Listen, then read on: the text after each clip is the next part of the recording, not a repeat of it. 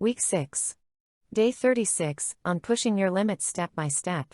That day, for no particular reason, I decided to go for a little run. So I ran to the end of the road.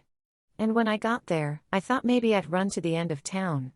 And when I got there, I thought maybe I'd just run across Greenbow County. And I figured, since I run this far, maybe I'd just run across the great state of Alabama. And that's what I did. I ran clear across Alabama. For no particular reason, I just kept on going. I ran clear to the ocean. And when I got there, I figured, since I'd gone this far, I might as well turn around, just keep on going.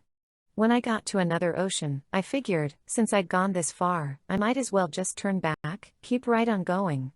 Forrest Gump. There's no law stating that if you want to build self-discipline, you need to immediately wake up at 4 in the morning, eat nothing but vegetables and fruits, work productively for 12 hours, 7 days a week, and abstain from every pleasure, trying to mimic the life of a medieval ascetic.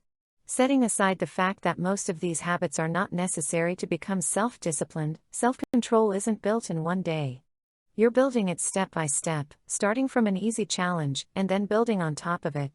Don't feel anxious or guilty that you begin your exercise plan with a 5-minute walk, or that you commence your new nutrition plan with a resolution that you'll add 1 vegetable and subtract 1 candy bar a day. Try it, see what happens, and if it works out, set a bigger challenge. Nothing else is needed to begin the journey to a new you.